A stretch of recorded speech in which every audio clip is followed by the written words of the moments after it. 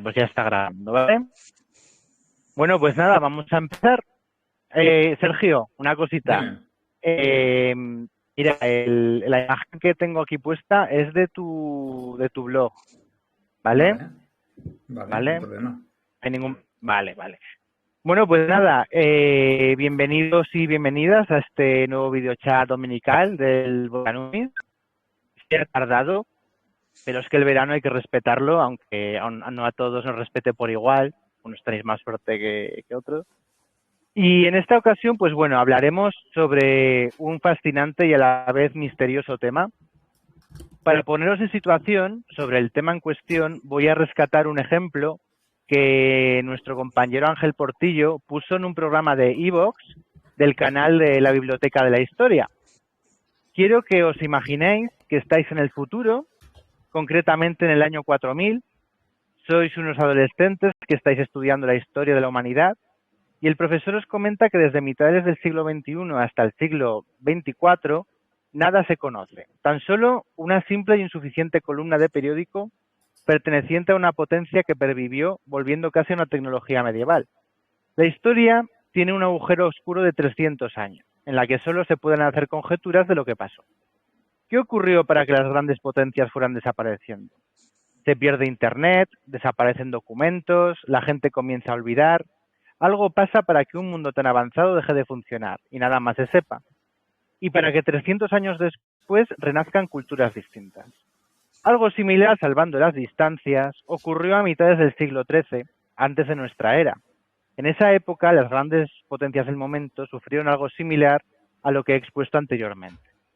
Así que, para arrojar un poco de luz, no más que la de una cerilla, pero más que suficiente para comprender la problemática del asunto, tenemos con nosotros a Sergio Alejo. Sergio es licenciado en Historia por la Universidad Autónoma de Barcelona, es recreador histórico junto a Ángel Portillo en la Seconda Traiana Fortis de Barquino Oriens, es escritor de novelas históricas y de libros divulgativos, de los cuales he sacado mucha información de algunos de los pueblos. Por lo tanto, también es divulgador histórico.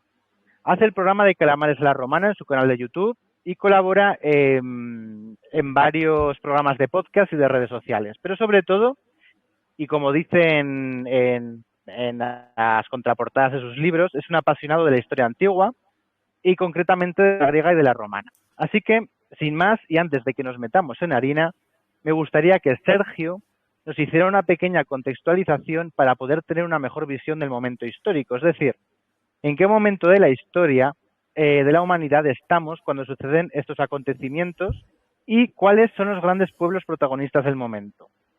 Y ya sin más, pues Sergio, te doy la palabra.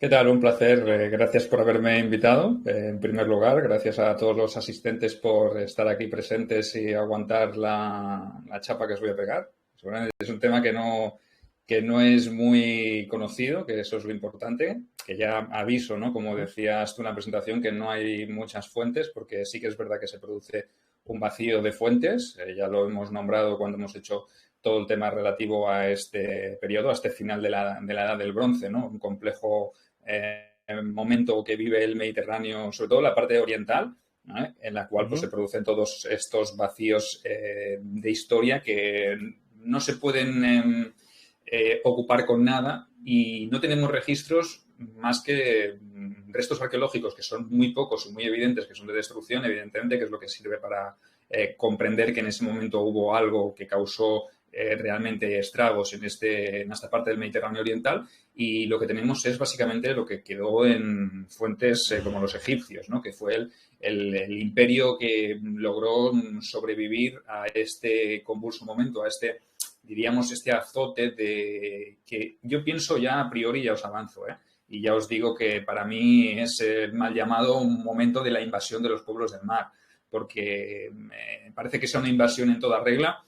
Y hoy trataremos un poco de desmontar esos mitos, ¿no? No decir que fueron unos pueblos del mar que vinieron del mar y destruyeron todo y se asentaron, no. Yo creo que es un fenómeno que va mucho más allá y que es mucho más complejo de explicar. Y hoy intentaremos arrojar un poquito de luz con esa cerilla que has dicho, ¿no? Al presentar, que es poquito, ¿no? Pero es mucho teorizar. No vamos a basarnos en registros arqueológicos, como he dicho que hay muy poco, en fuentes escritas porque hay poquísimo. Y si nos remitimos a los egipcios, como ya os he dicho antes, pues ya sabemos que siempre fueron los reyes de la propaganda, ¿no? Los egipcios y sus relieves en esos templos, en las paredes de templos, ¿no? A veces hacíamos broma, Ángel y yo, cuando hablábamos de marcarse un Ramsés, ¿no? Pero es que a veces... Un Ramsés segundo, sí, un Ramsés segundo. Marcarse un Ramsés segundo es lo que hicieron muchos de sus sucesores después, ¿no? Porque es precisamente después de Ramsés segundo cuando empiezan a aparecer o se produce este periodo de crisis en el Nilo, ¿no? Que realmente también podemos dar gracias a que fueron los egipcios los únicos que pudieron resistir el envite de estos pueblos del mar o de estas culturas que ellos decían que venían de más allá del mar, y de ahí es donde se quedó el pueblo, el nombre, ¿no? Decir invasión de pueblos del mar. Bueno, sí, a ellos, a los egipcios, les invadieron una serie de pueblos que venían de más allá del mar, pero no eran desconocidos para ellos, ¿vale? Ellos se dieron cuenta de que habían estado comerciando con los micénicos, por ejemplo, con los minoicos en su tiempo, ¿no? Había un intercambio. Es más, se encuentran registros arqueológicos de material de origen micénico en el delta del Nilo, ¿no? Entonces, eso quiere decir que había un intercambio cultural, ¿no? Previo. Entonces, ellos ya sabían que entre esos pueblos del mar había micénicos, ¿vale? Porque les llaman eques, ¿no? Los eques, para ellos los eques son los aqueos. ¿Y quiénes son los aqueos? Los antiguos micénicos. Entonces, ellos los meten dentro de ese conglomerado de pueblos del mar. Pero en vez de decir, vinieron los aqueos, los sécueles, los filisteos, los que venían de Cerdeña, los Sardinia, ¿no? En vez de decir todo eso, dicen los pueblos del mar, porque es más genérico, ¿no? Pero incluyen a los eques, que son los aqueos. Entonces, ¿qué está sucediendo? ¿Puedo hacer una pregunta, Sergio? Una pregunta, Sergio, un momentito. Es que se me acaba de ocurrir. Tiene retorno, te escucho mal. ¿Tengo retorno? Sí, yo sí te escucho. ¿Sí? ¿No se me escucha mal? Yo no escucho nada de retorno, nada. ¿eh? No, sí que escucho, pero no escucho retorno. Si me puedes escuchar. No, solo es una precisión que me acaba de venir, Sergio. ¿No le pasaría a los egipcios de esa época lo mismo que a los romanos? Que todos eran bárbaros y entonces dijeron, todos son pueblos del mar.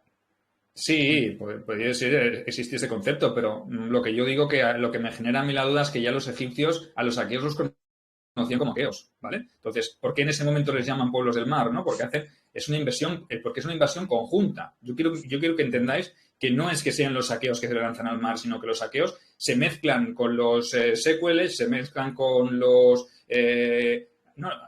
Ajiguaya también, me parece, no es Ajiguaya, los aqueos son los Ajiguayas, ¿vale? Porque los nombres ya veis. Pero, Sergio, una cosa, que igual nos estamos adelantando un poco, hablando de aqueos y tal.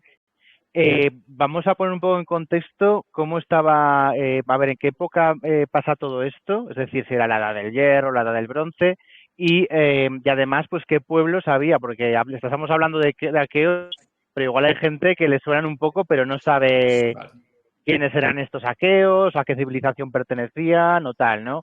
Para poner un poco en el terreno de juego los jugadores, ¿no? Vale, no hay problema. Yo es que me lanzo a la carrera, ya ves que no tengo filtro. Yo a veces ya voy a saco y lo doy por hecho, ¿no? Pero sí que es verdad. He hablado, pero me he venido arriba y ya estaba ahí viviendo a los pueblos del mar ya en las puertas de mi casa, ¿no? Y eso también asusta un poquito. Pero sí que es verdad. Es finales de la Edad del Bronce. Estamos hablando de ese siglo XIII, ¿vale? Mediados del siglo XIII. Para ambientarnos y para ambientar o contextualizar un poco la situación como está en el Mediterráneo oriental en ese momento. Pues tenemos reciente esa guerra de Troya, ¿no? Esa leyenda, en realidad, también es que esto da para otro programa, es que nos metemos en unos berenjenales que no veas, pero sí que es verdad que en este momento los que han participado en la guerra de Troya son los micénicos, los aqueos, ¿no? Esos que salen reflejados en la Ilíada, en la Odisea, ¿no? Esos protogriegos, esos ancestros de los griegos que vivían en la zona de la Grecia continental y que tenían sometida la zona de Creta, ¿no? A la cultura minoica. Habían absorbido la cultura minoica y nos encontramos en un momento en el cual el metal clave es el bronce, ¿no? Es el periodo que se llama la Edad del Bronce, ¿no? Es justamente en este momento cuando se produce el choque con otros metales, que aparecerá en la Edad de Hierro, que será, dicen también que es uno de los causantes de podemos decir, esta crisis, ¿no?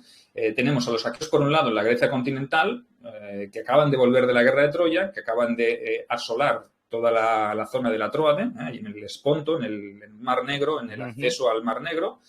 Allí en el Mar Negro estaba Troya, y Troya era una ciudad importante, un enclave comercial muy importante que controlaba un paso, un estrecho de los Dardanelos, que ponía allí su impuesto y su tributo. Obviamente los aqueos micénicos, como buenos comerciantes y navegantes del Egeo, señores del Egeo, para acceder al Mar Negro, pues obviamente pues Troya les molestaba, ¿no? Y eso es lo que provocó básicamente el conflicto entre Troya y los micénicos, ¿no? Los micénicos no se movían como un ente global, ¿vale? Hay que entender las ciudades micénicas como palacios o ciudades baluarte, palacios baluarte, donde cada uno tenía su propio rey, tenían una lengua en común, una religión en común, unas costumbres en común, vamos, lo que serían luego los griegos, las poleis griegas, las ciudades-estado griegas, ¿vale? Entonces, solo se unían pues en momentos determinados, pues para hacer frente a enemigos comunes, a causas comunes. En este caso, pues Troya es un enemigo común de todos los micénicos, ¿no? Y Troya forma parte del contexto o del extrarradio del otro gran imperio, de uno de los grandes imperios que estaba en la zona de Anatolia, que era el imperio hitita, los hititas, famosos hititas. Tienen nombre de monos, ¿no? de raza de mono, hitita, pero fueron una gran potencia que estuvo también enfrentada durante mucho tiempo a Egipto, ¿vale? A ese Egipto, a ese imperio nuevo egipcio, y por este momento, hacia el siglo XIII, siglo XII, lo que estaban era en tregua, en un acuerdo después de esa batalla de Cádiz, ¿no? Aquella batalla tan relevante en la cual pues Ramsés II pues, se marcó su propaganda, ¿no? Que dice que ganó. Bueno, esa batalla acabó en tablas, ¿no? Lo que pasa es que Ramsés II hizo pues eso, dijo que la ganó él y ya está, ¿no? Correcto. Entonces, a partir de ahí se inician unos tratados, unos acuerdos, hay intercambios de matrimonios, incluso entre egipcios y hititas. Hay una buena relación, se asciende a un momento de paz, de relativa calma y de prosperidad, ¿no? Por esas ciudades del centro, o sea, entre el imperio hitita, que está situado en lo que sería la zona de Anatolia, y la parte un poco de la franja de Canaán, la parte más norte, las ciudades sirias, etcétera, etcétera, y la parte de Egipto que llegaba hasta esa zona, hacia la mitad de las ciudades de Canaán. No existían las ciudades fenicias en aquel momento. Los fenicios vienen a ser restos de estos pueblos del mar, ¿vale? Estas poblaciones semíticas son poblaciones que se asentarían después allí.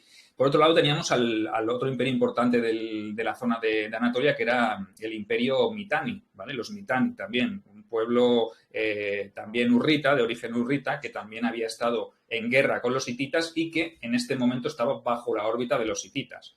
Y por otro lado teníamos también a los asirios. Los asirios, un pueblo importante, un gran imperio, el imperio medio asirio que teníamos, o habíamos tenido el imperio antiguo asirio, el imperio medio, luego vendría el imperio nuevo también, o sea, imaginaos, ¿no? Pero estas divisiones las hacen más o menos para entender lo mismo que se hizo con Egipto, ¿no? Con el imperio antiguo, el imperio medio y el imperio nuevo, ¿no? Todo esto es para entender un poco los contextos, ¿no? Y en el centro pues había esas ciudades, esas pequeñas ciudades-estado, como podía ser, por ejemplo, Ugarit, una gran ciudad, un gran enclave comercial, situado en la costa siria también, y, bueno, son ciudades importantes que tienen cierta influencia. Entonces, hay estructuras potentes, hay ciudades-estado potentes, hay imperios grandiosos, hay civilizaciones enormes, hay una estabilidad, hay un comercio, hay riqueza, hay intercambio entre ellos, hay guerras también, como la guerra de Troya, ¿no? Pero realmente lo que hay es cierta estabilidad y de repente, ¿no?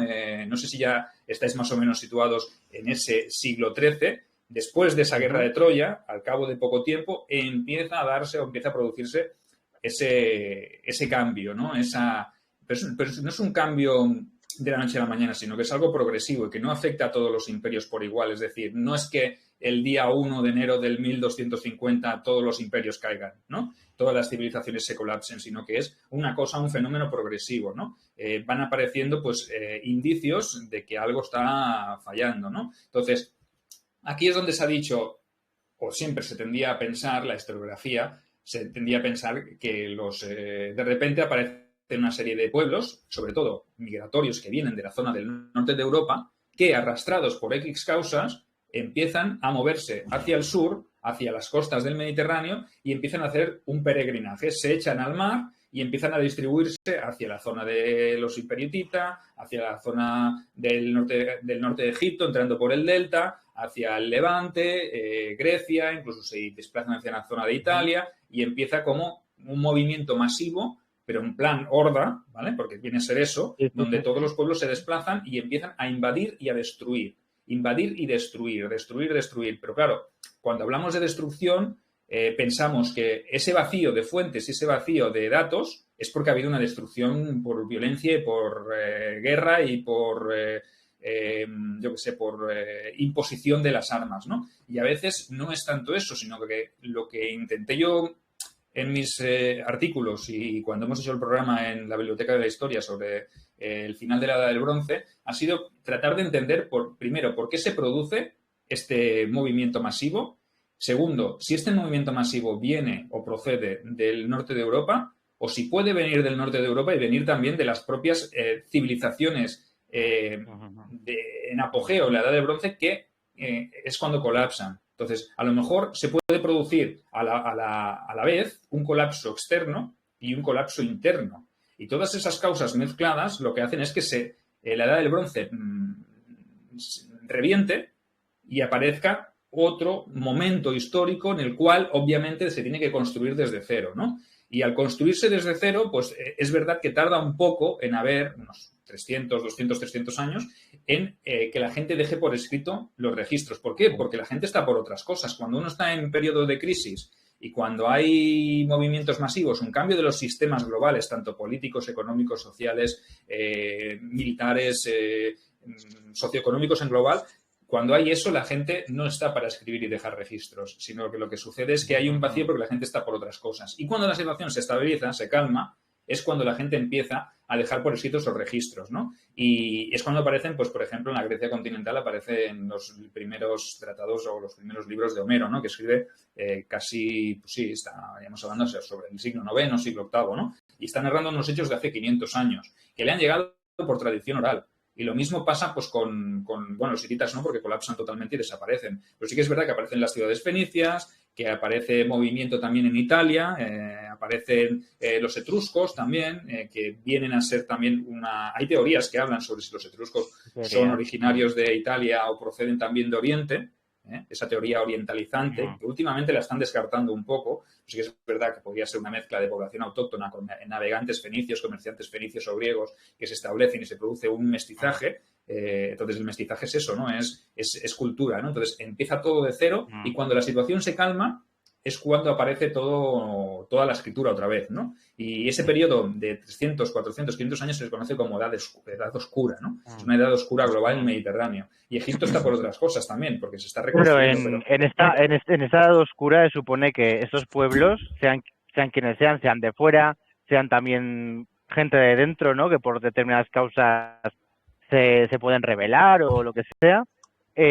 También esta gente deja de expandirse y se empieza a sentar en los sitios donde ya ha conquistado y ya deja en paz a Egipto, ya deja tal y ya se mantienen y empiezan a crear sus ciudades, sus poblados, ¿no? A hacer una nueva vida, ¿no?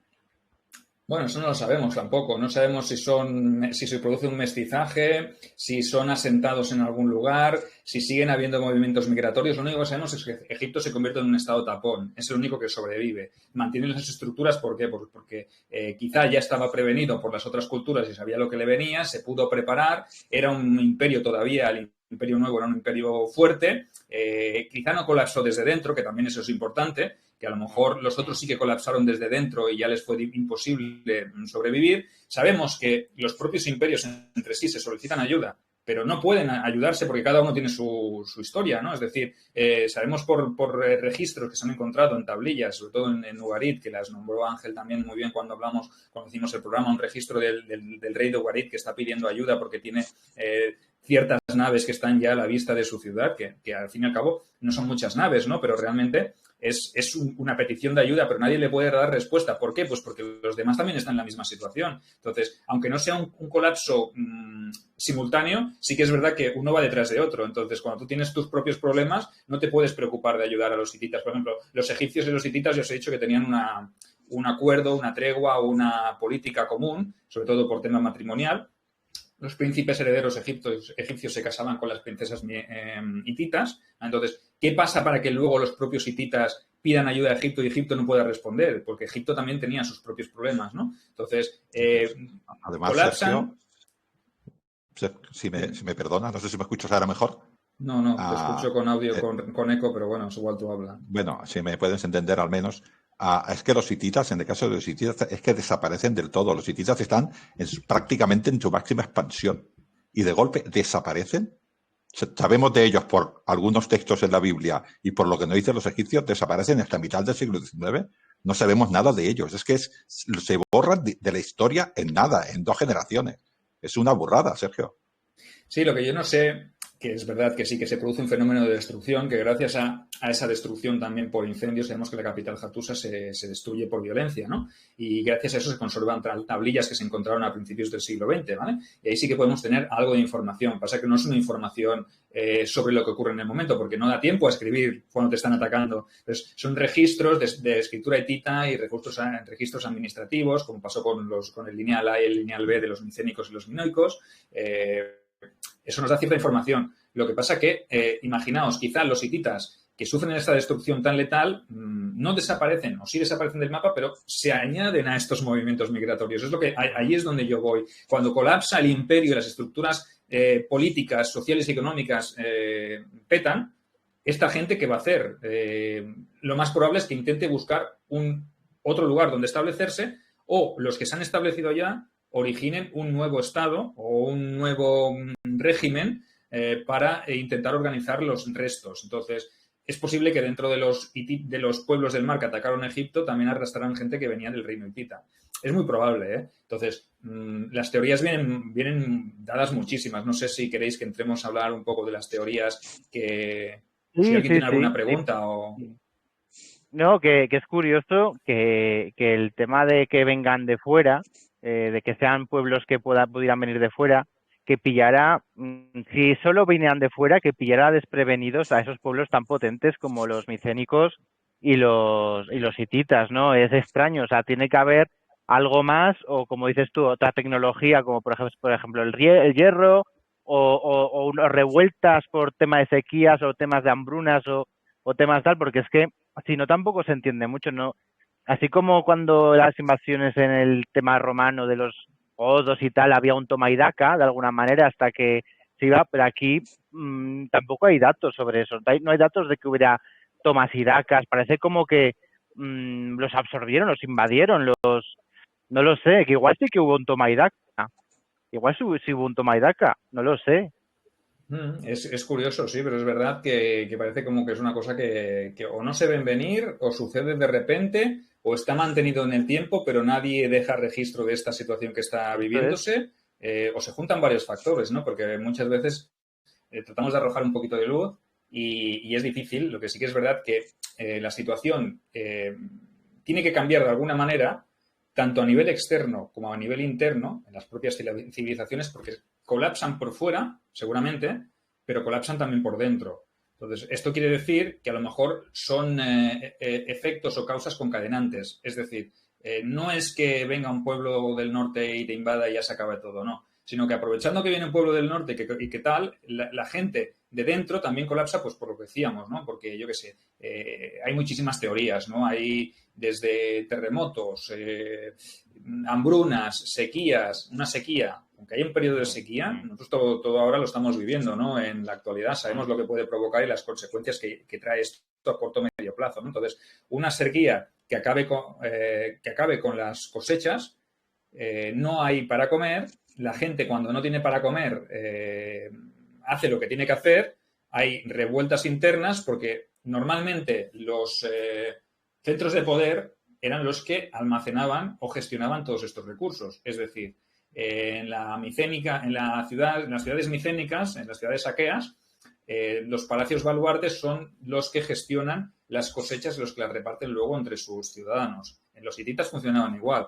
En Egipto, a lo mejor funcionaba de otra manera y se pudieron sobreponer. Es que quizás esa es la diferencia, ¿no? Cómo tú gestionas esa crisis. O a lo mejor, al tener el delta del Nilo, que es una zona súper fértil, esa afectación de sequía no se produjo en ese momento allí, ¿vale? Entonces, sí que es verdad que Egipto estuvo mejor situada geográficamente mejor acondicionada política y económicamente para poder sobrellevar esa crisis. O no afectó por igual en una zona que en otra. Pero es decir que los ciudadanos, las personas que vivían en el pueblo llano, que vivía en la zona micénica, en los hititas, los asirios y los egipcios, no pasaron las mismas circunstancias. Es decir, tú quieres decir que igual los egipcios, al tener más producto, más materia prima, pues pudieron sobrevivir un poco mejor, ¿no? Eso es lo que quieres decir con el tema de las sequías y las hambrunas y todo esto, ¿no? Sí, claro. Es posible que sí que se produjeran, yo que sé, puntualmente. Hablábamos de un fenómeno, o había una teoría que hablaba sobre un fenómeno de terremotos globales en toda la final de la Edad del Bronce. Vale, está bien, puede haber un terremoto en una zona, pero que un terremoto destruya a 3 imperios o a 3 grandes civilizaciones a la vez es muy complicado, ¿no? Entonces, sí que es verdad que una sequía o provoca unas hambrunas que pueden ser a nivel más global, ¿no? Porque cuando tienes una mala cosecha, si tú dependes de eso y no has hecho acopio anterior, evidentemente un año, 2 años o 3 años de sequía puede ser una cosa letal. Que incluso había una teoría ahí que a Ángel le gusta mucho, que es la teoría de los meteoritos. Había un investigador que decía que también que cayeron meteoritos. Siempre me metes en el mismo lío. La teoría de la Canal Historia. Correcto, pero bueno, puede ser, ¿vale? No te la compro, pero bueno, venga, me la dejo. Ángel, di la teoría de los meteoritos. No, yo me quedo, quiero un poquitín puntualizar lo que ha dicho Sergio de los terremotos. Al terremoto en la fosa de Anatolia, que es Turquía, y todo lo que es el Egeo, ahí hay una fosa que periódicamente, y además llega hasta Afganistán y Pakistán y toda esa zona, ¿no? En la misma fosa. Hace terremotos de vez en cuando. Yo no conozco la historia, Sergio, tú conoces más que yo, a ninguna civilización que haya caído directamente por terremoto. Sería la primera. Hay terremotos que hacen mucho daño, pero la civilización no cae por un terremoto. Y además la civilización hitita nació allí, con lo cual estaría acostumbrada a los terremotos y construiría lo mejor posible para esto, ¿no? Lo de la teoría del meteorito, claro, el meteorito, el impacto ya es importante, pero lo que genera el impacto son polvos, estos polvos caen sobre los campos, estos campos rinden menos y eso provoca hambre, bueno, y provoca todo este tipo de problemas, ¿no? Lo que pasa es que los meteoritos dejan mucho impacto. Es evidente cuando cae un meteorito que deja un impacto y no hay nada de eso en la zona. A mí no me parece muy correcta. Vamos, yo la descarto totalmente, ¿no? La teoría que ha hecho Sergio del hambre, de la sequía y del hambre, me parece bien. El problema es qué causó este hambre. La teoría del meteorito, o sea, fue puesta sobre la mesa. O sea, se puso sobre la mesa la teoría. Sí, lo que pasa es que no la aceptó todo el mundo realmente, no se entiende porque un fenómeno de meteoritos hubiese dejado un registro, hubiese dejado un rastro también evidente, ¿no? Una explosión de volcanes también es posible. No mucho tiempo antes se produjo la explosión de la isla de Fira, ¿no? Que casi acaba con la civilización minoica. Entonces, realmente es probable que existiera. Entonces, compartiendo un poco el punto de vista de los terremotos, es posible que sí que se produjera un terremoto en algún momento determinado, en algún punto determinado, que hubiese un volcán y una erupción. También se dice que alguna erupción de algún volcán, incluso del norte de Europa o de la zona de Sudamérica, pudiera crear una gran capa de ceniza, que eso impidiera que el sol atravesase, que las cosechas reinase un clima oscuro donde las cosechas no floreciesen del todo y esto luego tenemos un ejemplo muy claro a mediados, en pleno reinado de Justiniano se produce esa pequeña edad del hielo, ¿no? Una edad del hielo en la que las temperaturas bajan durante más de una década y apenas se veía el sol y es un fenómeno atmosférico, un fenómeno natural que sí que puede conllevar la caída y el colapso de una civilización. O sea que existe eso. Luego está la teoría de las invasiones por parte de los pueblos del norte, ¿no? Que es verdad que aprovechando que la situación está complicada, aprovechando que los imperios y las civilizaciones están pasando por situaciones complejas, sí que puede haber un movimiento migratorio. Pero, ¿por qué? Pues porque esa gente que está en el norte de Europa o que está en la parte occidental de Europa se desplaza o va hacia la zona de costa porque realmente ellos están sufriendo también cualquier tipo de inclemencia meteorológica, yo que sé, desde unas temperaturas muy bajas que impiden que haya cosechas hasta todo lo contrario, hasta un terremoto. Todo eso puede hacer que la gente se tenga que mover y se tenga que desplazar y ello haga una presión demográfica importante que haga que los propios imperios o las propias civilizaciones que están en la zona del Mediterráneo oriental no puedan absorber ese nivel de gente, porque esa gente viene con hambre, con movimiento, con sus familias, con niños, con mujeres. Entonces, evidentemente, cuando no les dan lo que quieren, aparece el uso de las armas para apoderarse de lo que solo unos tienen. Y si ya existe una población que también está en la misma situación, esta gente se levanta contra las propias élites, ¿vale? Y eso es lo que se produce precisamente, que creo yo, en la zona de la cultura micénica, ¿vale? La civilización micénica, que esas propias ciudades-estado sí que se encuentran registros de destrucción violenta con incendio, ¿vale? Por ejemplo, la ciudad de Pilos es totalmente arrasada, ¿vale? Hay registros de incendio. Muchos enclaves y muchos yacimientos arqueológicos de época micénica son destruidos por esta fecha, ¿vale? Entonces, ¿qué quiere decir? Que los pocos que tenían esas élites gobernantes que gestionaban los recursos se ven colapsadas porque son los que las tienen y el pueblo les pide que lo repartan. Y como no lo hacen, pues se produce este estado de necesidad, el hambre, ¿no? Que el hambre mueve montañas, ¿no? Entonces, es verdad que sí que se podría producir este fenómeno de revueltas internas asociadas también a movimientos migratorios externos. Entonces, el propio Estado colapsa porque no es capaz de sobrellevar una situación de crisis en su propio ámbito interno, que esto creo que es importante. Claro, una cosa. No pueden ser únicamente revueltas internas porque hay pueblos que no vienen únicamente... O sea, en los pueblos del mar, bueno, luego hablaremos del tema de los egipcios y tal, ¿no? De eso que les pasa, que creo que no hemos hablado en profundidad, al principio sí, pero el tema de las revueltas internas, hay pueblos que no vienen exclusivamente de esa zona del Mediterráneo, ¿verdad? Hay pueblos que parece que también vienen de otras partes del Mediterráneo, por eso no pueden ser únicamente revueltas internas, tiene que haber factor externo. Claro, hay factor externo porque la gente se mueve y va buscando los centros donde sabe que hay alimento y que hay abastecimiento, ¿no? Por eso van a Egipto. Yo imagino que llega un momento que Egipto quizás sea el último punto en el cual van porque saben que muchos de esos que han comerciado con Egipto, por ejemplo, los aqueos, los micénicos, saben que allí encontrarán recursos. Entonces, sí que es verdad que tú imagínate la situación, ¿no? Se juntan un aqueo, un tirreno y uno de Córcega, de Córcega, o un Sardana de Sardeña, y dice, ¿y dónde vamos ahora? Porque aquí se nos ha acabado la comida. Y dice, hostia, pues yo, mira, tengo un primo que en su momento comerciaba con los egipcios y allí, ¡buah!, tiene una riqueza que no veas. Dice, pues venga, todos al barco que vamos para Egipto, ¿no? Todos para allá, en plan, es muy bestia, ¿no? El ejemplo, pero más que nada es eso, ¿no? Es decir, aquí no nos garantizamos nada, no podemos subsistir, tenemos que buscar un lugar donde nos pueda prometer o nos pueda dar todo aquello que necesitamos, ¿no? Dice, ya de paso pasamos por los hititas y los destruimos también, ¿no? ¿Sabes lo que me acaba de recordar eso que has dicho? Que lo has dicho medio en broma. Esa diáspora, todos los viajes de todos los héroes troyanos y de todos estos héroes que han cogido a su pueblo, lo han metido en un barco y se han ido a buscar otra ciudad. Esa historia la tenemos repetida muchas veces, ¿eh? Puede ser una rémora de esto, ¿no? Que ha quedado en el lenguaje hablado. Es que todo se remonta a lo mismo. ¿Por qué iniciaron los griegos su colonización del Mediterráneo? ¿Por qué la iniciaron los fenicios? Pues precisamente por esto, por problemas de sobrepoblación, problemas de desabastecimiento, no poder alimentar a tanta gente. ¿Qué hacían? Metían a la gente en un barco y le decían, oye, mira que aquí, chicos, no hay para todos. A partir del segundo hijo no podemos mantenerlos. Mira, os damos un barco y os vais hacia la zona de Occidente y os buscáis un sitio donde estableceros, ¿no? Cartago también nació así como una fundación de tirios, ¿no? Entonces, ¿cómo llegaron también los fenicios al Levante y a la zona del sur de Iberia? ¿O cómo se establecieron los griegos de Masilia?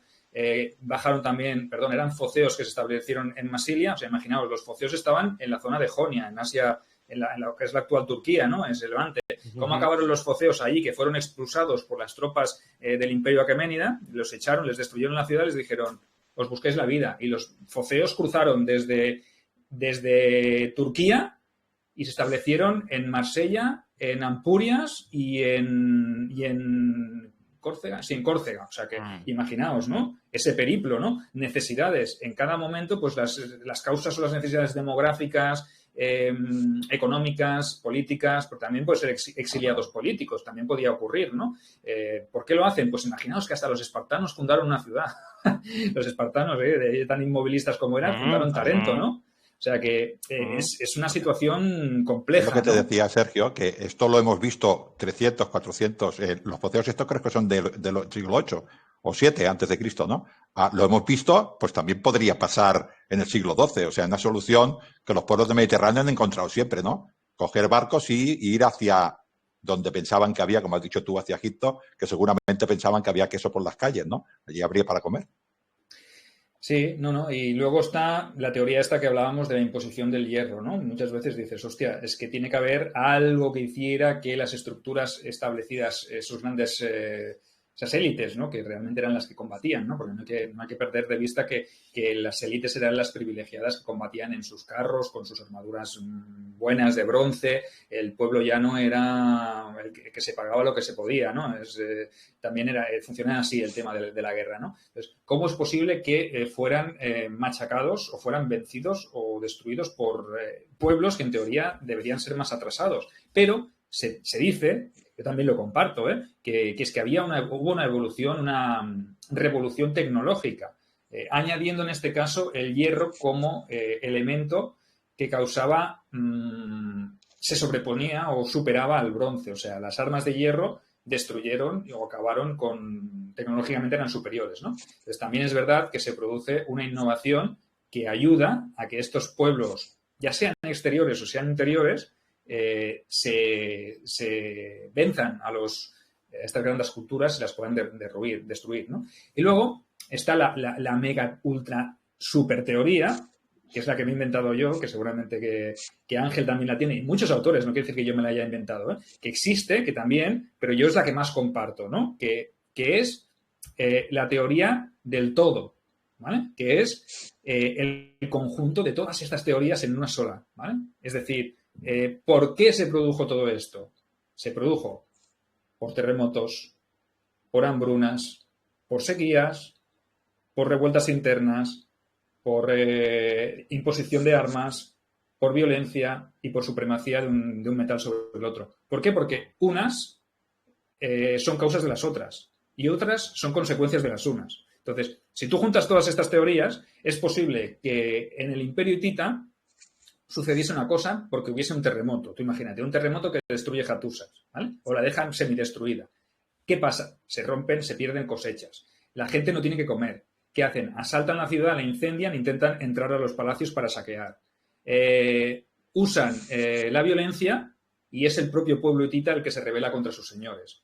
¿Qué hace? Cuando todo se destruye, pues ¿qué hacemos ahora, chicos? Pues no sé, pues vamos para abajo. Llegan a Ugarit, se lanzan al mar. Unos van hacia un lado y otros van hacia otro. ¿Vale? Eso podía pasar allí. Una sequía enorme en la zona de la Grecia continental. ¿Vale? Allí se produce una sequía y la gente no tiene para comer. ¿Qué hacen? Las élites gobernantes que están encerradas en sus palacios, baluartes, se quedan con todo, porque ellos, claro, no van a tener menos, porque ellos son los que controlan y los que deciden quién come y quién no. ¿Qué pasa? Que el pueblo se envalentona y dice, ¿pero cómo va a ser que estos a los que servimos no nos den de comer y se queden todos nuestros recursos? Pues venga, antorchas y entramos en las ciudades micénicas, las quemamos y saqueamos. ¿Qué hacemos ahora? Hostia, pues yo qué sé, ¿qué hacemos, tío? Nos hemos cargado todas las estructuras del Estado y de la civilización. ¿Ahora qué vamos? Pues vamos a robarle al de al lado. Claro, como las ciudades micénicas no son un ente global, ya lo hemos dicho antes, son ciudades-estado prácticamente, los micénicos de Micenas, de la ciudad de Micenas, dices, hostia, ¿y ahora qué hacemos? ¿Ahora cómo saqueamos si no tenemos cosechas porque hay sequía? Hostia, pues me han dicho que los de Tirinto y los de Esparta están acumulando. Pues todos para Tirinto, todos para Esparta. Y destruyen Esparta, y destruyen Pilos, y destruyen Atenas, y destruyen tal. Y dice, ¿y ahora qué hacemos? Pues, hostia, nos vamos a las Cícladas. Coged los barcos que nos vamos para allá, porque eran comerciantes, ¿no? Sabían y tenían rutas comerciales. Y luego dice el otro, hostia, pues mi primo dice que los egipcios, ¿no? Tienen mucha tela, ¿no? Pues vamos para allá. Y los de Italia, en Italia, yo qué sé, pues se produce un movimiento migratorio del norte y hay gente que entra porque se está muriendo de hambre. Aprovechan también que hay un momento en el que hay una crisis climática porque ha habido un volcán que ha hecho una erupción y sus cosechas se han perdido porque toda esa ceniza ha caído allí y no pueden recogerlas. Pues bajan y se desplazan hacia el sur y entran en Italia y contactan con los tirrenos y los destruyen y los toman. Y además llevan hierro. Joder, ¿cómo que hacemos contra esta gente, no? Entonces, si tú luego juntas todos estos factores, ¿vale? y venga, para que Ángel no se enfade, pues un meteorito que caiga, pequeñito, tampoco muy grande, que no va a ser que destruya toda una civilización, ¿vale? Solo un pequeño meteorito, ¿no? Pues vale, Las si le desgracias juntas nunca todo... vienen solas. Las desgracias nunca vienen solas. Se inventó allí, en ese momento. Correcto. Entonces, si No, juntas sí, todo sí. eso, ya tienes un caldo de cultivo, una sopa ideal. Y mientras tanto, Egipto dice, hostia, vale, nosotros no estamos como ellos, podemos sobrevivir porque hemos sido previsores, ¿no? Decimos, hostia, los faraones egipcios dicen, hemos sido previsores, tenemos cosechas, no ha dejado de llover en el delta, tenemos un terreno fértil, pero nos están llegando noticias de que los hititas nos piden ayuda. Hostia, los de Kadesh nos piden ayuda. Hostia, ha caído Garid, no sé qué. Joder, ¿qué hacemos? Preparaos, porque los siguientes somos nosotros. Y ellos son los que a lo mejor tienen el tiempo o las estructuras o la capacidad de que su pueblo no se rebele contra ellos porque no tienen hambre.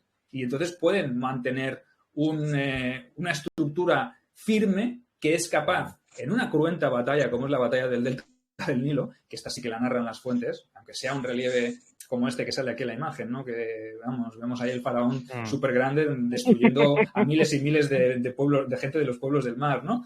Entonces, sí que es verdad que se sobrepuso, aguantó, resistió y pudo mantenerse. ¿Qué hizo esa gente vencida? Pues esa gente vencida seguramente lo que hizo fue decir, hostia, contra Egipto no podemos, vamos a retirarnos y nos establecemos en la zona de Canaán, en la zona... Es que es más, el imperio asirio, por ejemplo, el imperio medio asirio, en ese momento estaba también en expansión, había estado en guerra con los hititas, ¿vale?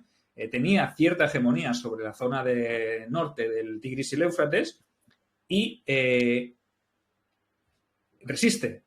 No cae completamente, pero sí que es verdad que hay 150 años que las fuentes asirias hablan de que hay un periodo de crisis que no les afecta directamente, pero puede ser colateral de lo que estaba ocurriendo en la zona del Mediterráneo oriental, ¿vale? Entonces sí que es verdad que hay movimientos y establecimientos de pueblos cananeos que se establecen en la zona de la costa y que se llegan a establecer incluso en el sur del imperio asirio, ¿vale? Entonces, algo está sucediendo. Hay evidencias. Los asirios también nos dicen que algo está ocurriendo, lo que pasa es que ellos no lo conocen, no saben qué es lo que es, porque como no les ha afectado directamente, ellos están en guerra con los hititas, pues tú imagínate, qué bien. Los hititas esta teoría, ¿no? Sergio, de la sequía, yo la veo muy consistente. La causa, no sé si será un volcán yo qué sé, en Ecuador, por decir algo, ¿no? En Centroamérica, que, bueno, los monzones nos levantan los polvos y nos pasa lo que luego pasa, ¿no? Estos polvos caen, igual desde aquí no se entera. Pero la teoría de la sequía parece bastante plausible porque solamente sobreviven realmente, Sergio, los dos imperios que tienen agua, el Nilo y Tigris y Éufrates, que tienen agua para jartar, que dirías tú. Estos sobreviven un poquitín, pero los demás que no tienen este tipo de ríos, porque el Nilo, vamos a decir que lleve la mitad de agua. El Nilo llevando la mitad de agua es un pedazo de río, o sea, eso es exagerado. Igual, pues Egipto, en vez de tener una agricultura de 100 kilómetros alrededor del Nilo, pues se pondría de 50 kilómetros alrededor. Quiero decir, ¿vale? Y el Tigris y el Éufrates también son ríos que llevan mucha agua, ¿no? Y sin embargo, estas de Anatolia y estas de los micénicos, pues sufrieron muchísimo más, ¿no? Y bueno, toda Italia y Sicilia y tal.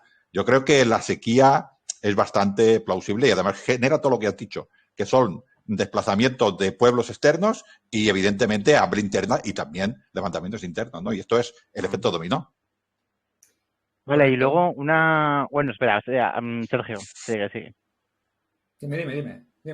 No, que una cosa, bueno, varias dudas que me surgen, el tema de que tampoco debían ser pueblos ultra bárbaros del norte exclusivamente, porque claro, hay que saber navegar por el Mediterráneo, ¿no? O sea, imagino que no debe ser coger una barca, echarte al agua y coger los remos y tirar para allá, ¿no? O sea, debe ser algo que la propia gente del Mediterráneo pues tuvo que colaborar, ¿no? De alguna manera. Claro, es que además conocían las rutas comerciales, ya lo hemos dicho, ¿no? Para saber que Egipto era un caramelito, ¿no? Entonces, o llegar al Imperio Hitita, ¿no? O hacer contacto con las ciudades del Levante, como podía ser Kadesh, Megiddo o la propia Ugarit, ¿no? Entonces, conocimiento del mar tenían que tener. Está claro que si son pueblos del norte de Europa, no están acostumbrados a navegar, y menos en un mar, ¿no? Podría haber una navegación fluvial, podría haberla, pero no es lo mismo navegar un río por mucho que sea el Danubio o el Rin o el delta del Nilo, o el Nilo o el Éufrates o el Tigris, que meterte en el Mediterráneo, ¿no? Entonces, tenían que tener un conocimiento, la gente de Córcega, de Sardeña, de Sicilia, de Italia, de Grecia, todas estas gentes, pues sí que es verdad que podía haber una mezcla, ¿no? Por ejemplo, dicen, en el ejemplo relativo de Grecia, dicen, no, es que luego entraron los dorios a sangre y fuego, un pueblo del norte que entró, arrasó. Vale, eso está muy bien, pero es que ha habido teorías arqueológicas revisionistas que han hablado que los dorios se establecieron en el Peloponeso más de 100 años después de que se produjera este fenómeno. Entonces, ¿qué pasa? Que a lo mejor aprovecharon las estructuras decadentes de esa Grecia micénica y se establecieron allí, pero sin violencia o sin el uso de las armas, o a lo mejor se produjo un mestizaje, ¿no? Una llegada de pueblos nuevos del norte, que sí que es verdad que se asentaron, pero no tuvo por qué ser un asentamiento violento. Hasta ahora se pensaba que los dorios hicieron una invasión en toda regla.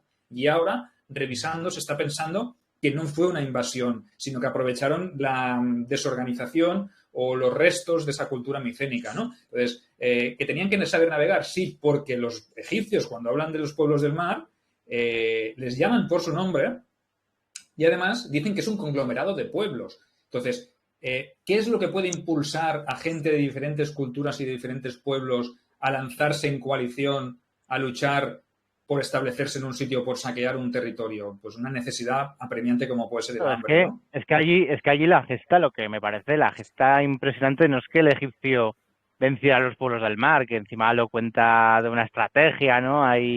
Sino la gesta es que todos esos pueblos tan diferentes se unieran de alguna manera para atacar directamente a Egipto. O sea, para mí es lo sorprendente. Bueno, saben que Egipto es una potencia importante, que es un imperio poderoso, que tiene grandes ejércitos, que tiene una flota importante. Entonces, saben que si quieren triunfar tienen que unirse y todos se unen por una sola causa, ¿no? Ya no hay aqueos micénicos y no hay tirrenos, no hay filisteos, no, todos son un único contingente que quiere establecerse. Yo entiendo que aquí ya se pierden las pertinencias a naciones o a estados o a civilizaciones. Ya lo que predomina aquí es el factor supervivencia. Y saben que para luchar contra Egipto, que es una tierra fértil y que es un sitio donde pueden obtener recursos, la única manera de hacerlo es juntándose, ¿no?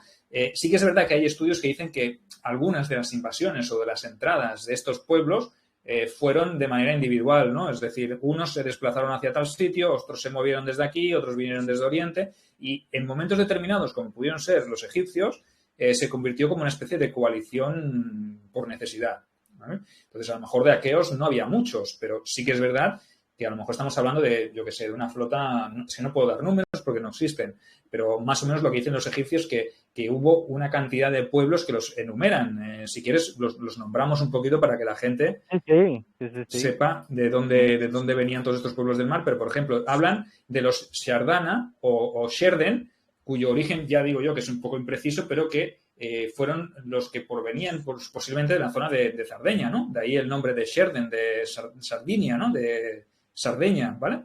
Los Luca, por ejemplo, que decían que procedían del sur de Anatolia y que contaban con una poderosa flota y que se dedicaron a la piratería. Los Luca podrían ser gente procedente del imperio hitita, ¿por qué no? ¿Vale? Esos residuos de gente de un imperio poderoso como era el hitita, que estaba situado en la zona del sur, porque si tú imagínate, si ya les dan una procedencia y un origen, quiere decir que esa gente en algún momento también formó parte de algún imperio o de una civilización. Eso ya no es una pista que nos da, ¿no?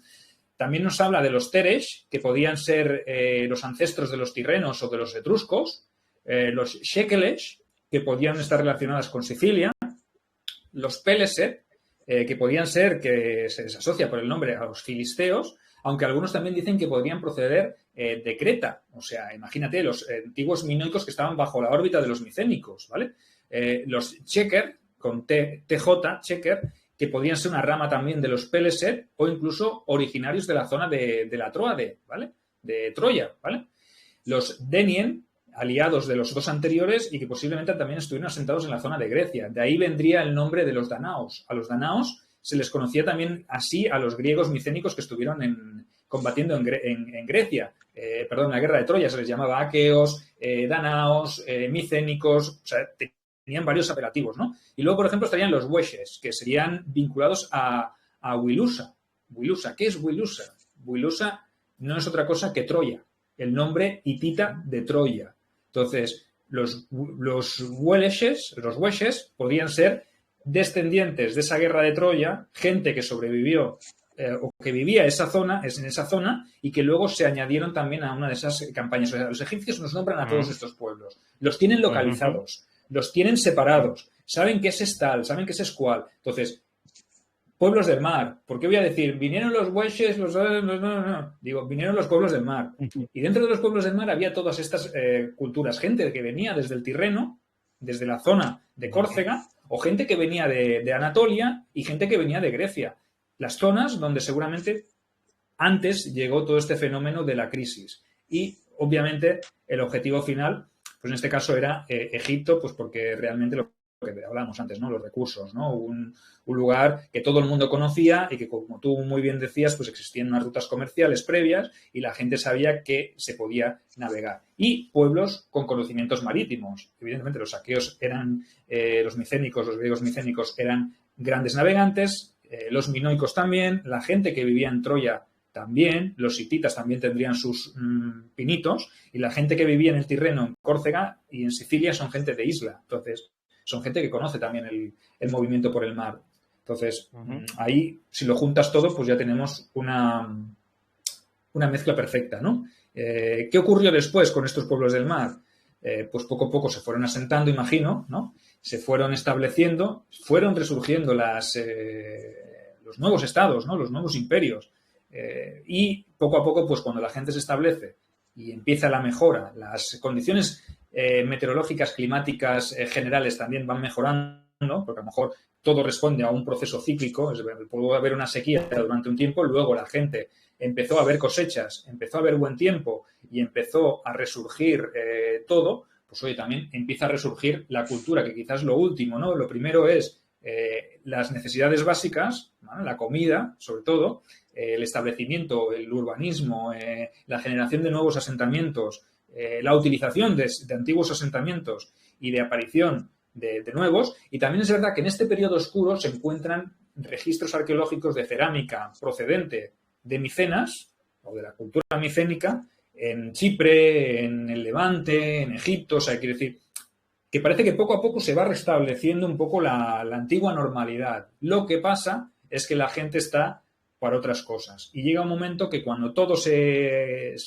restablece más o menos normalmente, aparece la cultura, ¿vale? Aparecen de nuevo los registros.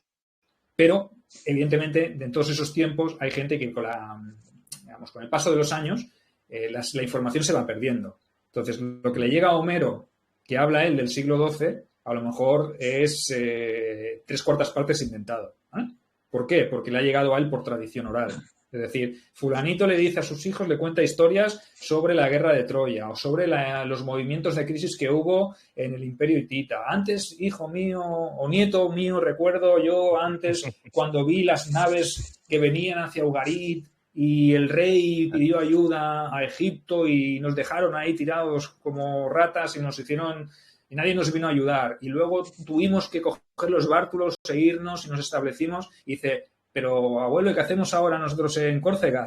Pues, hijo mío, los vientos que te llevan a cualquier parte, ¿no? Entonces, sí que es verdad que se podía producir un poco ese fenómeno, ¿no?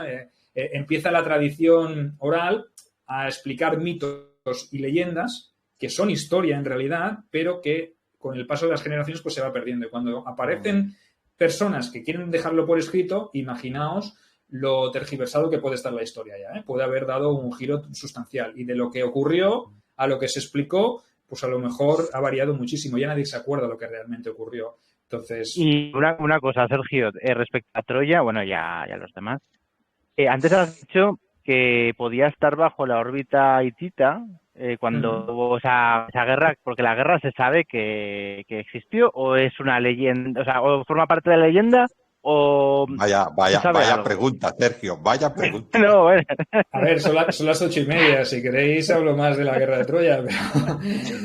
No, bueno, pero aquí un rato. Quitando eso, suponiendo que existiera, la guerra y todo esto, tú has dicho antes que que Troya estaba bajo la órbita hitita. ¿Estaba bajo la órbita hitita seguro o estaba bajo la órbita de los micénicos? No, sobre los micénicos no, porque Hitita. si hubiese estado Hitita. bajo la órbita de los micénicos no hubiesen tenido que desplazarse allí a hacer una guerra. Y realmente Homero dice que son 10 años de guerra, pero a mí me huele más a una campaña punitiva o 2, a lo sumo, y que realmente por un interés comercial, como hemos dicho antes, el Imperio hitita tenía reinos, ciudades-estado que eran vasallas, y por posición geográfica queda muy claro que quedaría dentro de la órbita. Y las fuentes hititas también hablan de Wilusa, de una ciudad que se llamaba Wilusa, que estaba en el estrecho de los Dardanelos y que imponía tasaciones y una especie de aduana, ¿vale?, para poder acceder al comercio en el Mar Negro. Entonces, sí que es verdad que existía esa ciudad que se llamaba Wilusa, que las fuentes llaman Wilusa, las fuentes hititas, y que las fuentes griegas posteriores hablan de esa guerra de Troya. Sí que existió un conflicto, evidentemente no fue por el rapto de Helena, eso es la parte más bonita, más romántica, ¿no?, menos real, y que no fue por un hombre despechado, por Menelao que fue despechado, sino que eso fue ya fruto de la tradición, de esa imaginación que cogió luego nuestro querido Homero, o que le llegó a él así, vete a saber, ¿no? A lo mejor no se lo inventó él, sino que lo había escuchado miles y miles de veces y luego él se encargaba de irlo explicando. Y luego se quedó eso, ¿no? Como que la guerra de Troya venía por allí, cuando realmente la guerra de Troya, pues a lo mejor fue meramente una guerra comercial, porque se han encontrado registros en las excavaciones arqueológicas cuando Henrik Schliemann estuvo haciendo esas excavaciones buscando Troya. Removió cielo y tierra, él se basó en las fuentes de Homero. Es que esto es muy curioso, ¿no? Porque él se basó en la Ilíada para intentar ubicar dónde estaba la ciudad de Troya, ¿vale? Preguntó a la población local, pidió permisos a los turcos, pidió permisos, cuando él pidió permisos, que les pagó un pastizal para que le dejaran excavar allí. Hizo unas excavaciones, pues como se hacían en el siglo XIX, ¿no? Excavaciones un poco así chapuceras, ¿no? Y luego halló unos restos, una capa estratigráfica que podía pertenecer a ese periodo, más o menos, que era la Troya 6 o la Troya 7, que le llama él, ¿no? Varias capas que hicieron. Pasa que esa Troya 6 o esa Troya 7 no se correspondía a una ciudad tan magna como describía Homero en su Ilíada, ¿no? Unos muros hechos por Poseidón, una ciudad infranqueable que los griegos tardaron 10 años en conquistar. No, había restos de destrucción, pero en una ciudad mucho más humilde, mucho más pequeña, que si vais a cualquier tratado, cualquier artículo que hable sobre las excavaciones de Troya, explicarán que sí que se han hecho excavaciones posteriores, pero que no ha aparecido esa ciudad tan majestuosa. Entonces, es muy probable que la guerra de Troya sí que se llevara a cabo, pero que no durara 10 años, ni fueran ahí miles y miles de naves procedentes de Micenas. Porque imagínate, para un rey micénico en Guanax, que es el nombre que recibía el rey micénico, tener que irse de su reino, de su ciudad-estado, de su ciudad-palacio baluarte, durante 10 años. Cuando volviera, ¿qué se iba a encontrar? Otro rey, correcto. Entonces, sí, no podía permitirse ese lujo. Entonces, tenía que ser una campaña de un año, ¿no? Si me dejas, Sergio, puntualizar una cosa. Has hablado antes de Ugarit, ¿no? Que es una ciudad que estaba en Canaán, ¿no? Lo que ahora sería Siria, ¿no? Donde luego salieron los fenicios, ¿no? A esta ciudad escribe una carta, que tú has hecho antes referencia, pidiendo ayuda y pidiendo que vuelvan sus tropas y pidiendo ayuda. Y en la carta dice que hay 7 barcos de los pueblos del mar que les están destrozando todo. No podemos pensar en las ciudades como Ugarit o estas ciudades micénicas, que a veces pensamos como si fueran Atenas, como si fueran Espartas o como si fueran... No, son palacios baluarte. Y la gente de este palacio baluarte son las que controlan todo el territorio. No es una ciudad al uso, es un palacio donde reside todo el poder. Y eso, ahí es donde están los hombres de lucha, los hombres de honor. Igual, no sé los carros que tenía la ciudad de Ugarit, pero igual tenía 30, 40 carros y no los tenía. Y vino una flota con 7 barcos y se cargó la ciudad. O al menos eso es de las últimas cartas que hemos encontrado. No sé si esos barcos fueron los que se las cargaron, pero 7 barcos le daban problema a ese tipo de ciudad. Troya no sé si sería una ciudad, si existió, no sé si fue una ciudad como Ugarit o no, pero no sería una ciudad con 20.000 habitantes. Estamos hablando del siglo XIII. Es muy difícil que una ciudad tenga tantos habitantes y que resista 10 años a un enemigo de fuera. no tiene ningún sentido. Lo que dice Sergio, que hubiera una guerra, que hubiera un enfrentamiento, parece lógico porque la zona económicamente es muy importante, ¿no? Pero no, vamos, no tiene nada que ver. Yo me imagino, Sergio, que Homero ya empieza a ver estas Espartas, estas Atenas, estas Tebas, ¿no? Estas Argos y pues dijo, pues bueno, pues estas ciudades eran como las de ahora y dijo que eran lo mismo. Aparte, él es un rapsoda, es un poeta, ¿no? Y realmente tú solo viendo los registros de cómo está escrita la Ilíada, pues ya ves pues cómo los describe ellos, ¿no? Los aqueos de níveos cabellos que iban domadores de caballos, no sé qué, no sé cuánto, los epítetos tan majestuosos, ¿no? Además, hay gente que piensa que incluso la Ilíada y la Odisea no están escritas por el mismo autor, porque son registros diferentes, ¿verdad? Hay varios modelos de escritura, varias tipologías narrativas, entonces es probable que a lo mejor Homero también sea una figura ficticia, ¿no? No me quiero aventurar en meterme estas teorías, ¿no? Que se le atribuye a él, porque no está documentado tampoco que hubiese existido, ¿no? Es como la Licurgo y la ley de las leyes espartanas, ¿no? Esa retra que se escribe sobre... Tampoco Licurgo era un personaje que se sepa que fuera real, ¿no? Entonces, asistimos a un momento en el cual la tradición oral pues juega un papel muy importante, pero lo importante es que a partir de ese siglo IX, siglo VIII, ya empiezan a aparecer registros escritos, se empieza a reactivar toda la economía y la cultura, que eso es lo importante. Y aparecen pues los estados, excepto egipcio, el estado egipcio que se haya mantenido, no hay problema, pero sí que empiezan a aparecer nuevas ciudades, estado importantes, las ciudades fenicias en Canaán, se resurge toda la cultura en la zona de Italia también, en Sicilia, en la zona de Grecia, aparecen esas nuevas ciudades, a lo mejor basadas en los antiguos yacimientos, perdón, en las antiguas plantas de los viejos palacios baluarte, como pueden ser Micenas, Atenas, Esparta, Tirinto, Pilos, ¿vale? Bueno, Pilos no, porque Pilos queda destruida, esta no se vuelve a ocupar, pero sí que es verdad que aparecen nuevos asentamientos cercanos y se establecen... Parece que resurge la cultura, ¿no? Pasan, sí, desde mitad del siglo III, del siglo XIII antes de Cristo hasta el siglo IX, pues imaginaos, ¿no? Hay un periodo de vacío de fuentes que es lo que más alarma, porque si hubiese algún registro importante, o los egipcios se hubiesen dedicado a documentar todo lo que pasaba afuera, quizá a lo mejor hubiésemos tenido algún dato, ¿no? Pero ni los egipcios se dedican a eso porque están por otras cosas, ¿no? Imagínate cómo estaría la situación de revuelta. Sergio, yo creo que los egipcios tenían a Ramsés II, que se marcó... Hemos hecho una victoria enorme y yo creo que Egipto sobrevivió por los pelos y se quedó muy debilitado. Sí.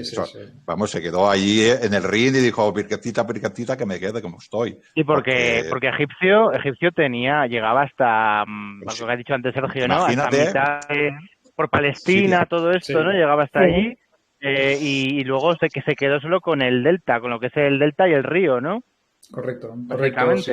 Esa zona se ve afectada, la zona del Levante, porque queda muy a desmano del control, ¿no? O sea, no pueden acudir y pierden, imagino, gente que había allí, ciudades y control y dominio, y lo que queda es lo que es el Egipto lo que es del sufre Sinaí mucho por el sur, ¿eh? Porque eso que van perdiendo, lo van perdiendo antes de esa batalla de los pueblos del mar. O sea... Quiero decir que la parte esa de Siria que van perdiendo y tal, lo van perdiendo también por tierra. Porque sí, o sea, va habiendo un avance. Después de Cádiz, pues ellos se acuerdan, los hititas y los egipcios se acuerdan de una frontera natural, ¿no?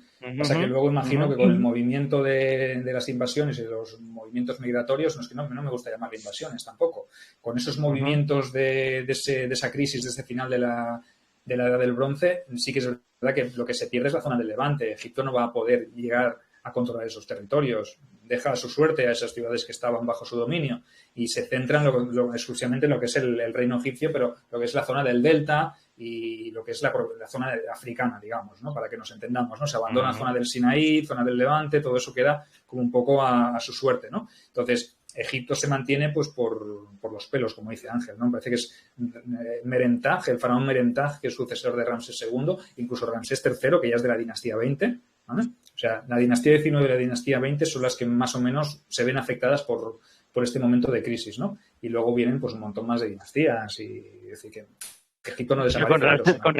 con Ramsés II, el de la batalla contra los hititas, ¿ese ya vivió, No. ya empezó a vivir estos temas? Ah, vale. No, es después uno de sus sucesores que se llama Meremtag, que es otro faraón. Y luego es Ramsés III, el que son Meremtag y Ramsés III los que se tienen que enfrentar a los pueblos del mar. Hay como dos batallas, ¿vale? Y la de Ramsés III es la del delta del Nilo, la batalla del delta del Nilo, ¿vale? Pero bueno, más o menos a grandes rasgos es esto lo que se produce, ¿no? Y entender otorgar una sola causa a esta crisis del siglo XIII antes de Cristo me parece demasiado ambicioso, ¿no? Entonces, lo más importante es entender que esto es una causa multifactorial, ¿eh? Que es la teoría que más se acepta últimamente y pone de manifiesto pues que fue un fenómeno global, ¿vale? Y que no dejó a nadie indiferente y que todos se vieron afectados y todos tuvieron la necesidad de moverse por alguna o algún conjunto de causas de fuerza mayor, como seguramente serían todas las que hemos nombrado, ¿no? Que cada uno saque sus conclusiones. Yo expongo todas las teorías que hablábamos cuando hicimos el programa con Ángel, ¿no? ¿Que hay alguna que tenga más peso? Pues seguramente sí, una en algún momento determinado, en algún punto concreto de la geografía del Mediterráneo Oriental, que es muy amplio, pues claro, a lo mejor una tuvo más peso que la otra, pero una o esa llevó a otra o otra hizo que se ocurriera. Eso fue consecuencia de otra previa, ¿no? O sea que es que... No, la guerra tecnológica, que la has dicho así un poquitín por encima, yo le doy mucha importancia porque eso te hace moverte, o sea, te hace sentirte indefenso totalmente, ¿no? Estos hombres que iban con sus armas de bronce, ¿no? Además era una élite y eran muy pocos, y se presentan allí un montón de gente con hierro y cada vez que hacen así, ¡cling!, se les rompe la espada, se les rompen las protecciones, ¿no? Y se verían totalmente indefensos. Esto te hace irte, pero vamos, o sea, porque si no te matan, o sea, no hay más opción, ¿eh? Aparte de, vuelvo a repetir, que ¿por qué se mueven estos? Porque por necesidad, y si no, no se moverían tampoco, ¿no? Yo veo la guerra tecnológica, la veo como una causa necesaria, una causa relevante, pero los egipcios habían estado con el bronce y estuvieron con el bronce durante mucho tiempo y aguantaron la acometida de los pueblos del mar. Entonces, no creo que sea determinante tampoco. Sería determinante en algún punto concreto donde alguna élite gobernante no fuera capaz de sobreponerse a una invasión. El problema, Sergio, pero no tiene por qué ser, esa causa no tiene por qué venir de fuera. En defensa de mi teoría, los egipcios son muy exagerados. Son muy exagerados. Y igual le llegaron 20 barcos y ellos eran 100.000 y los otros eran 300. O sea, a ver, que no digo que sea así, ¿no? Pero son muy exagerados. Los frieron a flechas. Y los frieron a flechas, sí que no hace falta. No, es cierto que los egipcios, verdad, Sergio, lo digo muy exagerado, ¿no? Pero es verdad que los egipcios aguantaron, pero también es verdad que yo creo que Egipto en aquella época era el imperio, más imperio a lo que nosotros podemos considerar un imperio más moderno. Tenía sus líneas de suministro, tenía sus nobles, tenía sus soldados, o sea, eran unas estructuras bastante más potentes, todos servían al mismo faraón, no era este tipo de reinos peleados de los unos a los otros, pequeñas ciudades, era un reino más al uso, ¿no? Y eso te genera muchos recursos, ¿no? Pero bueno, sí que es cierto, es cuestión de darle más o menos importancia a la guerra tecnológica. Yo veo lo que dices tú, que es multifactorial. Una cosa, efecto dominó, efecto dominó, efecto dominó. Bueno, podría ser que esa... pues... Bueno, podría ser que esa guerra tecnológica afectara a los micénicos, por ejemplo, más, o a los hititas les afectara más porque no tuvieran conocimiento o acceso al hierro, pero a lo mejor los egipcios en ese momento han tenido tiempo suficiente como para poder obtener armas de hierro y poderse enfrentar a los pueblos del mar, por ejemplo. Es que vete a saber, como tampoco queda recogido en ninguna parte, pues podría ser precisamente... Hay 300 años, ya lo he dicho, hay 300 años prácticamente de silencio y luego poquito a poquito vamos recuperando, pero sobre lo que está hablado, que puede estar totalmente deformado. Eso es. Bueno, pues, a ver, dos cosas que quería decir. En primer lugar, si hay alguien que tiene alguna pregunta y me gustaría... Yo tengo una pregunta. Último, bueno, espera, Lina, ahora me preguntas. Ahora sí. Después, si hay tiempo, pues a ver si podemos decir cuál es la teoría que más nos gusta, ¿no? De todas las, si hay alguna mejor diferente o tal. Bueno, pues eso. Alina, A ver, primero buenas tardes a todos y la verdad es que me ha encantado todo de la manera que lo has dicho. Creo que tiene mucho que parece todo muy lógico, No se oye, ¿no? explicado así. ¿No se me escucha? Sí, se te escucha. No, Ah, yo vale. no escucho. Ah, ¿no escuchas, Sergio? No escucho Ah, no. nada. A ver, espera, que me saco los auriculares. Que va. No escucho nada. Ya me la decís. Vale, Alina, ponte los auriculares, di la pregunta y se lo decimos a Sergio, ¿vale? No. Alina, vuelve a ponerte los auriculares.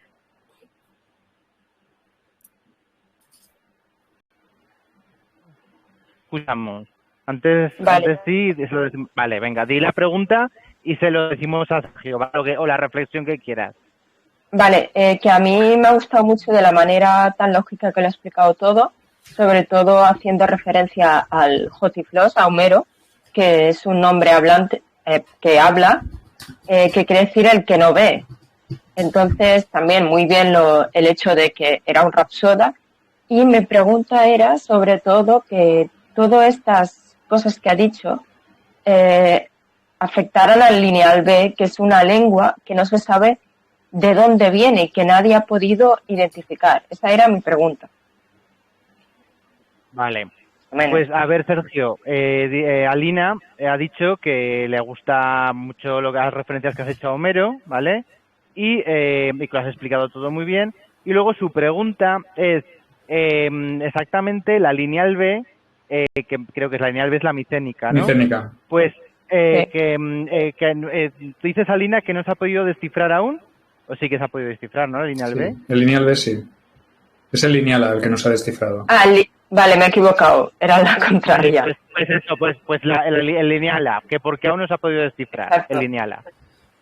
Bueno, yo entiendo porque no se ha encontrado un registro bilingüal, que es lo que pasaba con la piedra roseta, que sirvió para entender el egipcio y para poderlo descifrar. Yo entiendo que va por ahí el tema, ¿no? El lineal B sí que estaba escrito en algún otro idioma que fue descifrable. Aparte, el lineal B lo que hay recogido es tema administrativo, son tablillas de cera también y de madera que se han recuperado de alguno de estos incendios, como el de Pilos, por ejemplo, que hablábamos antes.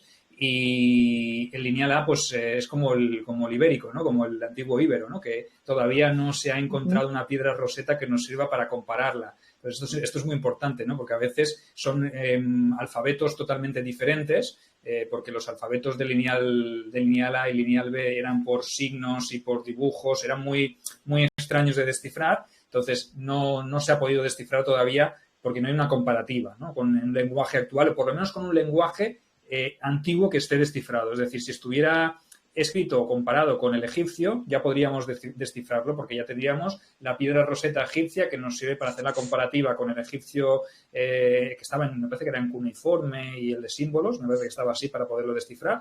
Pues si hubiésemos tenido algo escrito en egipcio, pues podríamos descifrarlo, ¿no? Pero el lineal A es totalmente diferente del lineal B, ¿no? Entonces, tampoco se puede comparar el lineal B que lo tenemos descifrado con el lineal A porque son lenguajes o maneras de escribir totalmente diferentes, ¿no? Esto da para mucho. También hay algunos estudios del siglo XX de autores y de arqueólogos que intentaban buscar o encontrar, decían, hasta que no encontremos la piedra roseta del lineal A no podremos descifrar cuál es el contenido. Y pienso que pasa lo mismo con el lenguaje íbero, ¿eh? Que ojalá estamos perdiendo una joya, ¿no? de lengua que a lo mejor podría darnos un montonazo de información. Vale, muy bien, muchas gracias. ¿Tienes alguna otra pregunta, Alina? No, solo que bueno, una cosa que aportar es que el nombre de Hipita de Ilion la verdad es que comparándolo con el griego antiguo, que es Ilion, la verdad es que tiene toda la razón lingüísticamente hablando de ser. Es una aportación. No te he entendido bien. El nombre de Ilion. Sí. Es decir, en hitita, el que ha dicho él de Willion, que lingüísticamente hablando, por comparación de la época, que es totalmente plausible.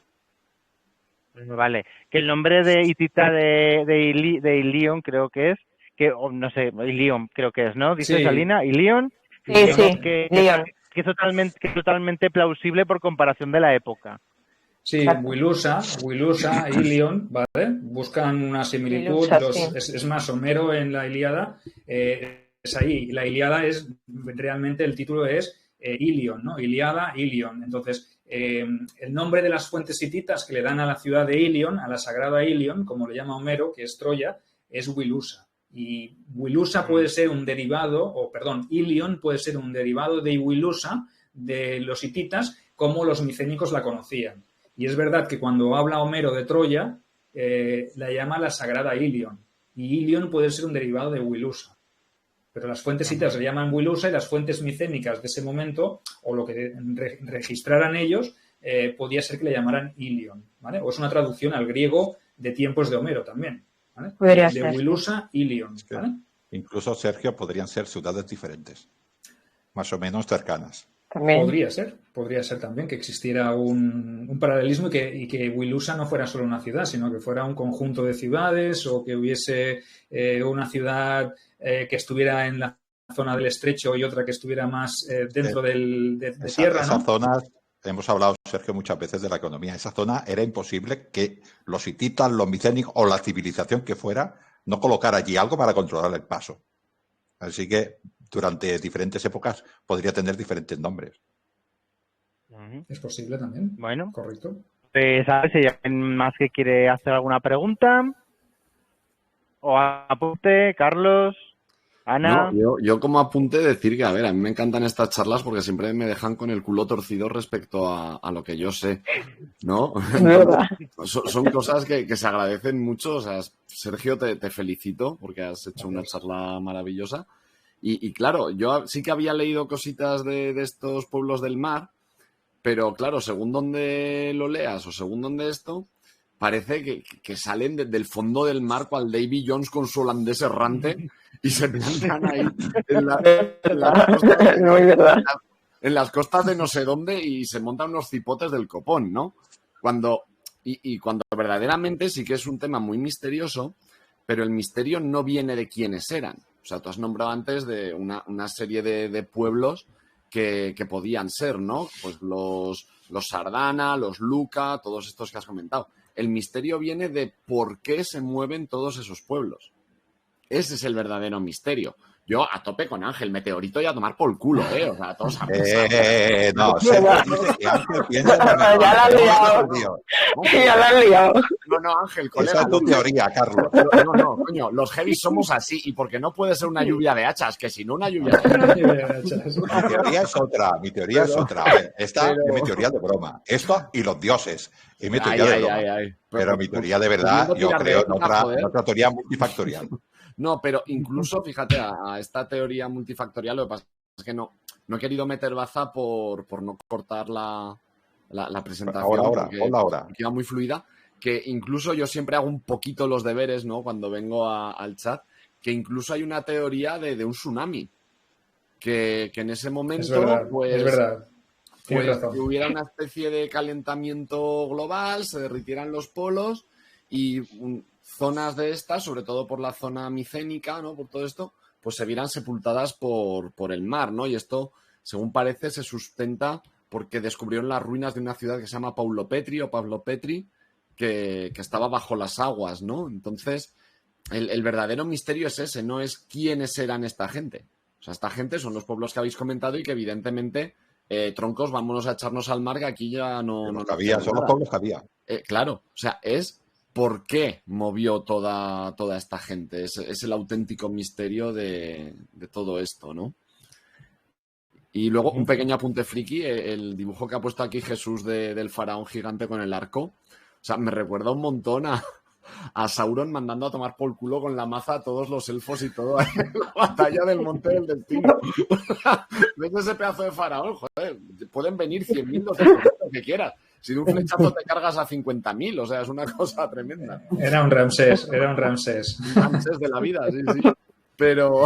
Y delante tiene a sus hijos, que no son tan grandes, pero son más grandes que los otros, ¿eh? No, hombre, claro, no. El faraón era inteligente, no vas a poner delante a un pino que le arrancas la cabeza con esa flecha, Carlos, con esos recortadicos. Carlos, tu teoría es la del meteorito, ¿no? Tú te refieres al meteorito y el tsunami. Un meteorito que genera un tsunami. Que genera un tsunami y todo eso, ya hambrunas, sequías, o sea, todo empieza con el meteorito, Ángel, tío. A ver cómo se destruyeron los hititas, que están un poco más al interior, pero me parece. Bueno, ya encontraremos alguna explicación. Pero lo del tsunami me parece correcto porque en unos 300, 400 años antes se produce la erupción del volcán de la isla de Cira y fruto de esa erupción del volcán se produce un tsunami que entierra también varias ciudades de la cultura minoica. O sea que es bastante plausible también que hubiese una erupción volcánica y que esa erupción volcánica provocara un tsunami y que inundara las zonas de costa que eran las que estaban más cerca y que probablemente eso empujara a la gente superviviente a tenerse que buscar la vida también. O sea que no es descartable que también en algún momento determinado, en algún punto concreto, se produjera un tsunami. Quizá un terremoto en el reino hitita, en el imperio hitita, pero en las costas de la Grecia continental se produjera algún tipo de tsunami en algún volcán de la isla de Cira, por ejemplo, sin ir más lejos, que ya sabemos que los fenómenos estos son cíclicos y se pueden volver a producir. Y el ejemplo está en que se han encontrado en la isla de Santorini, recordad, la isla de Santorini es más o menos donde se encuentra la isla la antigua isla de Cira. Allí hay un yacimiento también que se encontró también sepultado bajo las aguas, o que por lo menos cuando se retiró el mar se encontró que allí había habido una cultura previa, en época minoica, que desapareció brutal y lamentablemente en un fenómeno como es el tsunami este de la explosión de la isla de Cira. O sea, que no es descartable, Carlos. Yo también creo que podría ser uno de los factores. Sumamos el factor tsunami. No, pero al final lo más plausible es lo que se ha venido comentando, ¿no? Que sea algo multifactorial. O sea, la frase que has dicho tú, Jesús, de las desgracias nunca vienen solas, pues suele ser verdad, ¿no? O sea, y sí que pues entre este que tiene una sequía, a este que ha sido invadido por no sé qué, a este que le ha caído un meteorito, a este que se lo ha comido un tsunami, al final tienes a un grupo de gente que por diversas causas se juntan cuando a lo mejor era lo que menos pensaban hacer en su vida, juntarse y tenerse que echar al mar por mera supervivencia. Sí. Posible. Yo voy a decir mi teoría para que vea que la digo, me mojo, para mí mi teoría, la que yo creo que más plausible es volcán en Centroamérica, importante allí, pero no tan importante aquí, pero los monzones nos llevan los aires, los monzones son los vientos que van por los dos trópicos que suben hacia arriba y luego se reparten por toda la Tierra, ¿no? Esto hace que nos cambie el régimen híbrido en el Mediterráneo, menos cosechas, hambres, movimientos de población y efecto dominó, que es lo que ha dicho Sergio, efecto dominó de la población con estos pueblos del norte de Europa que ya tenían hierro empujando a estos. Evidentemente, luego el hierro se democratiza y seguramente algunas culturas ya lo tendrían, aunque, bueno, ya no tenían. Si no tienes estructura social, no tienes estructura civil, ¿no? Pues está siempre en desventaja con una civilización que siempre lo tenga. Esta es para mí mi teoría, y los pueblos del mar son los que tenían tecnología marítima, con minoicos y compañía, y incluso ciudades de Canaán, que también eran muy, muy marineras, ¿no? Y esto es, bueno, un cambio de civilización. Como la cultura estaba en manos de estos palacios, de estas pequeñas ciudades-palacios, que estamos hablando que igual 70, 80, 100 personas eran los que llevaban todo el territorio, cuando desaparece esa cultura, pues ya desaparece la transmisión y necesitamos una nueva transmisión, otros 300, 400 años para que se vuelva a otras estructuras. Esta es mi teoría. Bueno. A ver, no es mala, pero la del teorito mola más, Ángel. Eso sí. No es mala, pero la del porque la del volcán se ha repetido varias veces. No, creo recordar que en el siglo XVIII hubo también un volcán que estuvimos en Europa, estuvimos también un año y pico sin ver el sol. O sea que es una cosa que se repite. Se repite, ¿no? Esos son volcanes muy próximos, pero volcanes de que no tan importantes sí que pueden hacer que nos cambien los vientos y esos vientos nos cambian las lluvias y desde aquí no se ve. Y es una cosa que no es una generación, va pasando poco a poco, ¿no? Y nos damos cuenta de que no nos para comer. Pero bueno, es una teoría, no la puedo sustentar nada más que en opinión y en comparación. Pero puede ser cualquier otra cosa. Los meteoritos, el tsunami también pueden ser. Bueno, Ana, ¿quieres aportar alguna coseta o algo? ¿Tu teoría favorita? ¿No? Vale. Bueno, ¿y alguien más quiere decir alguna coseta o preguntar alguna? Sergio, que diga su teoría, Sergio, que no lo ha dicho. Su teoría favorita.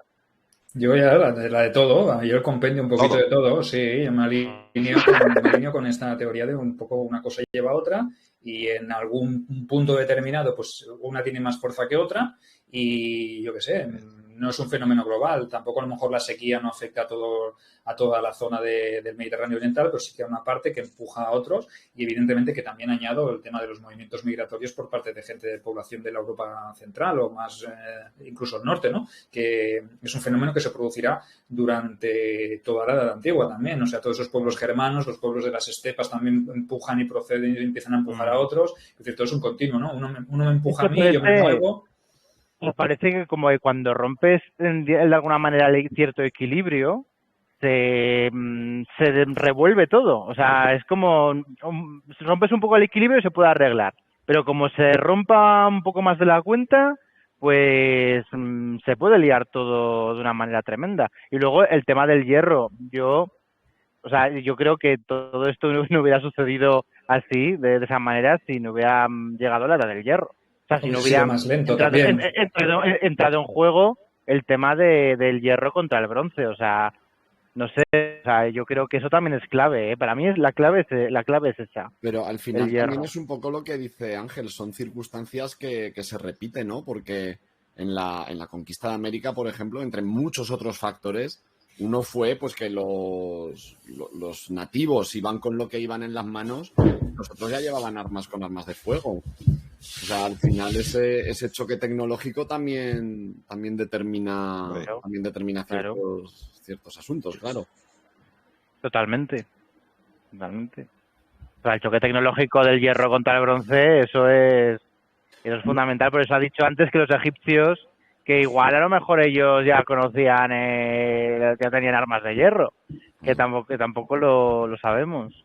No, pero es lo que decía Ángel antes, ¿no? Tú imagínate que tú eres el mejor guerrero de tu pueblo, ahí con tu espada de bronce, tu armadura de bronce, lo que sea, y llega un fulano que no te conoce de nada y de una hostia te revienta la espada, la armadura. Seguramente Sergio sabe más que yo porque él es más de historia antigua, pero cómo luchaban estas ciudades-estado era con estas élites, ¿no? Por ejemplo, los hititas, con estas élites en carros, acompañados por gente de infantería, muchas veces mercenarios y muy mal armados, y esta era su manera de luchar. Si nos enfrentamos con otro ejército que lucha sencillamente más cohesionado y con unas armas más potentes, te destrozan totalmente. Quiero decir que hasta que tú no te adaptas la lucha, porque tú ¿cómo pierdes la batalla siempre? ¿Por qué pierdes? Porque luchas siempre como has ganado. Hasta que el enemigo lucha de manera diferente, te destroza. Es que esto es así, toda la guerra, eso ha pasado siempre. Hasta que no te adaptas al enemigo, las primeras tortas te las llevas. Claro, si a los primeros que se encuentran son a los hititas y a los minoicos, pues estos caen primero. Micénicos, perdón, estos caen rápido, hasta que ya te puedes adaptar un poco, ¿no?